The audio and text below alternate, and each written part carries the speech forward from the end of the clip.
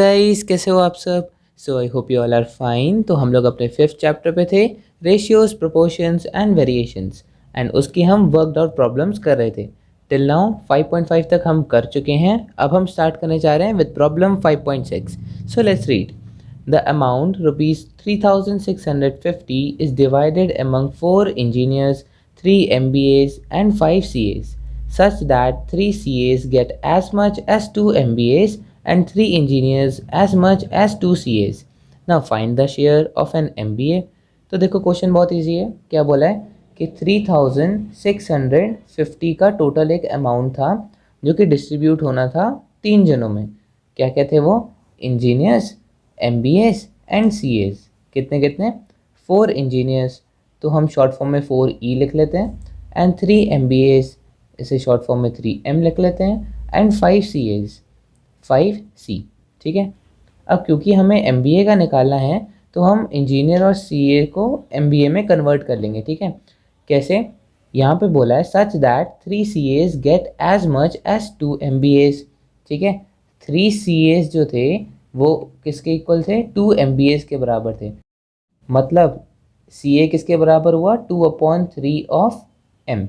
ठीक है। एक CA 2/3 ऑफ M के बराबर है, मतलब उसका शेयर, CA का शेयर 2/3 ऑफ M के शेयर के बराबर है। ठीक है। Equation number 1। दूसरा क्या दे रखा है? 3 engineers as much as 2 CAs। 3 engineers as much as 2 CAs। ठीक है। अब क्योंकि हमें MBA का फाइंड करना है, हम C को M में कन्वर्ट कर लेंगे। ठीक है। तो 3 इंजीनियर्स अगर MBA के हिसाब से देखें तो कितना होगा? 2 मल्टीप्लाइड बाय C की जगह हम क्या लिख देंगे? 2/3M। ठीक है। तो इससे हमें इंजीनियर्स का इन रिलेशन विद MBA पता लग जाएगा। तो ये कितना हुआ? 3 इंजीनियर्स हो गया 4/3M। तो एक इंजीनियर कितना हो गया? 4/3 टाइम्स 3 इज 9M। ठीक है। Equation number 2। तो हमने यहाँ पर दो इक्वेशन से C और E को M में कन्वर्ट कर दिया। अब सेम सिचुएशन हम यहाँ पर अप्लाई कर देंगे। ठीक है। यहाँ पर बोल रखा है कि 4E + 3M + 5C ये किसके इक्वल है? ये अभी हमने देखा था कि इन सब का शेयर मिला के ये टोटल शेयर है 3650। ठीक है। So this is equal to 3650, है ना। एंड अब हम लगा देंगे E की वैल्यू में M। 4 times 4/9M plus 3 times M as it is, plus 5 C की वैल्यू कितनी है? 2/3M। 2/3M equals to 3650। अब इसे सॉल्व कर लेते हैं। 16M/9 plus 3M plus 10/3M is equals to 3650। 9 हम LCM ले लेते हैं। 16M plus 9 3 27M plus 3 times 3 10 times 3 is 30M is equal to 3650। तो M कितना आ जाएगा? 3650 multiplied by 9 divided by 16 plus 27 that is 43, 43 plus 30 that is 73। So 73 times 1, 73 times 5, 0, and M की value आ गई आपकी 450। ठीक है। तो 450 एक MBA का डिविडेंड का शेयर था। तो दिस इज योर आंसर। ठीक है, इजी था ना। Now problem number 5.7। The ratio of water and milk in a 30-liter mixture is 7:3। Find the quantity of water to be added to the mixture in order to make this ratio 6:1।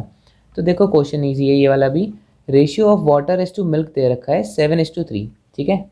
Water is to milk कितना? 7:3। ठीक है। And total solution कितना है? 30 litres का। ये है total solution. तो बताओ वाटर का कितना शेयर हुआ एंड मिल्क का कितना हुआ? तो हम सबको पता है हम शेयर कैसे निकालते हैं। जैसे वाटर का निकालना है तो 7 के इक्वल डिवाइडेड बाय टोटल कितना है? 7 + 3 10 इनटू किसका? इस मिक्सचर का 30 लीटर्स के, तो इनटू 30। तो ये कितना आ गया? 21 लीटर्स इसमें वाटर है। अब मिल्क कितना है? मिल्क है 3 divided by total that is 10 किसका? 30 लीटर के सोल्यूशन का। तो इससे आ जाएगा 3 3 9 लीटर्स का आपके पास मिल्क है। आप ऐसे भी कर सकते थे कि वाटर 21 आ गया है तो टोटल में से वाटर हटा दो, 30 - 21 तो भी 9 मिल्क आ जाता। ठीक है, सो 30 लीटर्स का हमारे पास सोल्यूशन है जिसमें वाटर है 21 लीटर्स एंड मिल्क है 9 लीटर्स। अब क्या बोल रहे हैं, कितनी क्वांटिटी हम वाटर की इस सोल्यूशन में हम ऐड कर दें कि जो मिक्सचर आए वो 6:1 के रेशियो में आए। कौन सा मिक्सचर, वाटर और मिल्क का। ठीक है, तो नाउ दे आर सेइंग कि वाटर इज टू मिल्क कितना होना चाहिए, 6:1 का होना चाहिए। ठीक है, तो हम मान लेते हैं कि वाटर जो है वो 6x हो गया एंड मिल्क जो है वो x हो गया। एंड क्वेश्चन में बोला है find the quantity of water to be added to the mixture in order to make the ratio 6:1। मतलब कितना क्वांटिटी हम वाटर ऐड करेंगे कि ये रेशियो 6:1 हो जाए। इसका मतलब हमने मिल्क तो ऐड नहीं किया, मिल्क तो उतना ही है, तो मिल्क 9 लीटर्स ही रहेगा। तो यहाँ पर x की वैल्यू कितनी है, मिल्क कितना है, मिल्क x के बराबर है, x या 1x एक ही बात है। ठीक है, एंड वो कितना है 9 लीटर्स के बराबर, तो मिल्क हो गया 9 लीटर्स, x हो गया 9 लीटर्स। सिमिलरली वाटर कितना हो गया 6x, मतलब 6 × 9 दैट इज़ 54 लीटर्स का हमें वाटर चाहिए। तो इससे हमें क्या समझ में आया कि 54 लीटर्स का जब पानी टोटल मिक्सचर में हो जाएगा तो हमारा रेशियो 6:1 आएगा। पहले कितना था वाटर 21 लीटर्स, और वो यही पूछ रहे हैं कि कितना हम पानी और ऐड करें। पहले 21 था, अब 54 हो गया, तो हमने कितना ऐड किया, that is 54 - 21 that is 33 litres का हमने पानी ऐड किया। ठीक है, इजी था ना। Now problem 5.8, 3 containers A, B and C are having mixtures of milk and water in the ratio of 1:5, 3:5 and 5:7 respectively. If the capacities of the containers are in the ratio of 5:4:5, find the ratio of milk to water if the mixture of all the 3 containers are mixed together. तो देखो question बहुत easy है। क्या बोला है, 3 containers थे, कौन कौन से, A, B एंड C। ठीक है, तीनों में मिल्क एंड वाटर था, किस किस रेशियो में, ए में था 1:5, बी में था 3:5 एंड सी में था 5:7। ठीक है, ध्यान देना यहाँ पर लिख भी लो, ये मिल्क इज़ टू वाटर है, कभी कभी कंफ्यूजन हो जाता है, हम वाटर इज़ टू मिल्क लिख के गलती कर देते हैं, तो इसका ध्यान रखना। आगे क्या बोला है, if the capacities of the container are in the ratio of 5:4:5। अब इन तीनों की टोटल कैपेसिटी कितनी है वो हमें बता दी है इन द रेशियो ऑफ 5:4:5। ठीक है, इसके रेशियो में ए बी सी का टोटल कैपेसिटी है।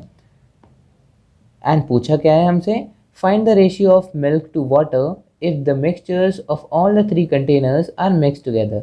अब जो भी इनका मिक्सचर है वाटर एंड मिल्क का, अगर सब मिला दिए जाते हैं तो तब total number of water and total number of milk का रेशियो कितना आया, ये हमें फाइंड आउट करना है। तो हम क्या करेंगे, पहले हम मान लेते हैं, एज्यूम कर लेते हैं टोटल नंबर ऑफ मिक्सचर था 1400 लीटर्स का। ठीक है, 1400 लीटर्स का टोटल मिक्सचर था। हमने ऐसा क्यों माना, हम कुछ और भी तो मान सकते थे सर, 100 मान लेते, 1000 मान लेते, ये 1400 क्यों, तो अभी पता चल जाएगा, वेट। तो अब हमें इसे डिवाइड करना है 3 कंटेनर्स में, ए बी एंड सी में, है ना, इन द रेशियो ऑफ 5:4:5। टोटल हमने मान लिया 1400 लीटर्स। अब ये टोटल मिक्सचर 5:4:5 में डिवाइड होगा अकॉर्डिंग टू द क्वेश्चन। ठीक है, तो अब ए का निकालो कितना होगा, ए का हो जाएगा 5 divided by total that is 5 + 4 9, 9 + 5 14, 14 into 5/14 of कितना 1400 लीटर्स का। ठीक है, तो ये 14 से 14 कट जाएगा, 100 हो जाएगा एंड ए की वैल्यू आ गई कंटेनर की 500 लीटर। तभी मैंने जान के 1400 लीटर्स लिया था ताकि डिवाइड आसानी से हो जाए। अभी मैं यहाँ पर 1000 या फिर 100 लीटर कुछ भी ले लेता तो ये 14 से डिवाइड नहीं हो पाता, तो इसलिए कैलकुलेशन ईजी करने के लिए मैंने यहाँ पर 1400 लीटर्स ले लिया था। तो ए के पास कितना आ गया 500 लीटर्स ऑफ द मिक्सचर। ठीक है, बी के पास कितना आ गया, अब सिमिलरली जब बी का निकालेंगे तो वो 4/14 इंटू 1400 हो जाएगा, तो ये कितना हो जाएगा 400 आ जाएगा इसका आंसर। ठीक है, आप कैलकुलेट करके देख लेना। एंड सी का तो सेम है एज ए, तो ये आ जाएगा 500 लीटर्स। ठीक है, तो जब हमने एस्यूम किया कि टोटल मिक्सचर 1400 लीटर्स का है तो हमें वैल्यूज़ मिल गई ए बी एंड सी की, 500 लीटर इसमें, 400 लीटर इसमें एंड 500 लीटर इसमें। अब हमें इसको भी और डिवाइड करना है। अब इन 500 लीटर, 400 लीटर और 500 लीटर में मिल्क कितना कितना है और वाटर कितना कितना है, वही तो हमें फाइंड करना है। तो हम total milk divide by total water का ही हमें रेशियो निकालना है। तो कैसे निकलेगा, पहले हम मिल्क का कैलकुलेट करते हैं। मिल्क कितना है, ए वाले में देखो 1:5 के रेशियो में है, जिसमें 1 है मिल्क, ठीक है। तो 1 अपॉन टोटल कितना है 6 इंटू 500, इतने लीटर्स ऑफ मिल्क ए में निकला है ना, 1/6 तो 500 प्लस, अभी हम मिल्क की बात करें सिर्फ, बी में कितना मिल्क निकला, बी का टोटल 400 लीटर का है एंड उसका रेशियो क्या है 3:5, जिसमें मिल्क कितने के बराबर है 3 के बराबर। तो 3 upon total is 5 + 3 is 8 multiplied by 400, इतना मिल्क हमें मिल गया बी से। अब सी से कितना मिला हमें मिल्क, 500 लीटर का टोटल कैपेसिटी, 5:7 का रेशियो एंड इसमें से मिल्क कितना है 5। तो 5 upon 5 + 7 that is 12 multiplied by 500। तो ये जो वैल्यू आई ना, ये टोटल मिल्क है जितना भी सोल्यूशन आया है, ठीक है। अब इसे डिवाइड करेंगे हम टोटल नंबर ऑफ वाटर से, वैसे ही करेंगे।